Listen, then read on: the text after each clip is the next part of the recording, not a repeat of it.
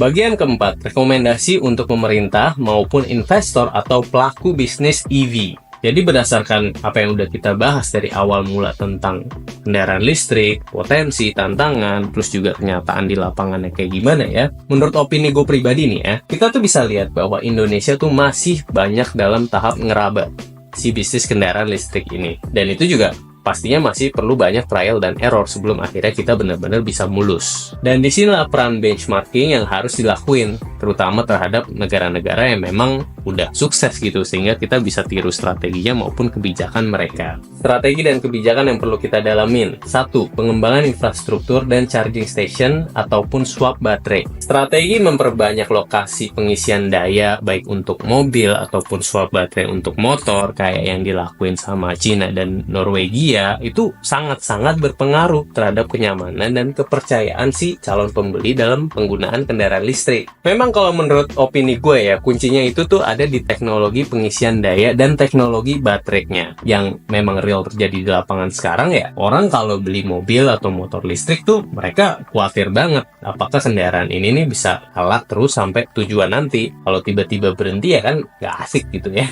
Dan disinilah juga peran aktif dan berkelanjutan dari pemerintah ya, contohnya dari PLN gitu sebagai pengelola listrik negara sangat-sangat dibutuhkan tanpa adanya birokrasi yang panjang. Mau nantinya kita bisa bikin super fast charging atau mau bikin baterai lokal yang harganya murah, pokoknya yang bisa menuhin masalah real si pengguna kendaraan listrik di lapangan saat ini dan kedepannya nanti. 2. Tambahan insentif pajak dan subsidi. Subsidi dan pajak ini nih adalah contoh insentif yang dapat menjembatani atau nge-bridging nih keraguan masyarakat yang ada sekarang nih terhadap suksesi kendaraan listrik sekarang ini. Kalau kuota 60.000 aja bisa habis ya berarti kan memang ada minat beli dong di situ, memang ada demand di situ. Cuman memang harus jelas sampai kapan perlu dana bridging ini dari pemerintah, sampai pada saat nanti targetnya permintaan dari masyarakat nih bisa berjalan sendiri tanpa ada bantuan lagi dari pemerintah. Kita juga bisa belajar banyak dari strategi pajak dan subsidi Jerman, entah dari subsidi langsung, pengurangan pajak perusahaan, ataupun peningkatan pajak BBM fosil.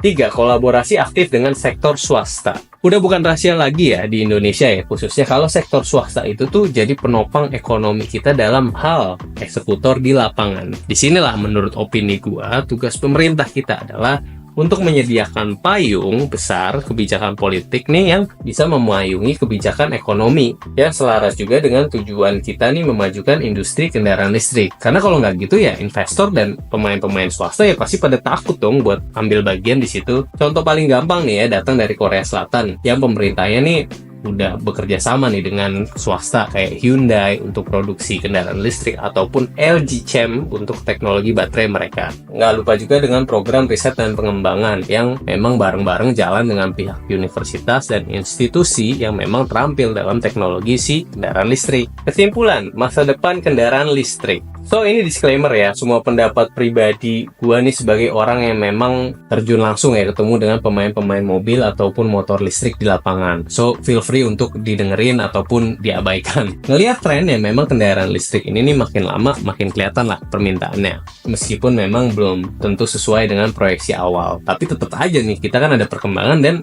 perkembangannya ini nggak sedikit, perkembangannya ini besar menurut gua. Dan buat gua pribadi, Indonesia ini punya potensi gede banget untuk jadi pemain utama di Southeast Asia, terutama dengan cadangan nikel yang melimpah dan pasar yang terus berkembang. SDM kita juga nggak jelek-jelek amat kok, banyak yang udah ngerti nih tentang teknologi baterai dan charging station gitu, cuman memang belum banyak lah orang yang bisa. Nah, sekali lagi tantangan utamanya adalah gimana pemerintah bisa terus memfasilitasi supaya para investor atau pemain swasta tuh bisa terus bergerak ikutin mekanisme pasar, sehingga nantinya ya harapannya nih ya harga-harga si motor atau mobil listriknya udah lebih terjangkau lagi dan masyarakat udah lebih teredukasi buat beli motor atau kendaraan listrik. Dan buat semua ini terjadi, kita tuh perlu komitmen bareng-bareng untuk ngejaga ini biar kemajuan industri kendaraan listrik atau EV ini nggak cuma jadi agenda salah satu atau dua pihak aja. So itu aja video dari gua, moga-moga bermanfaat.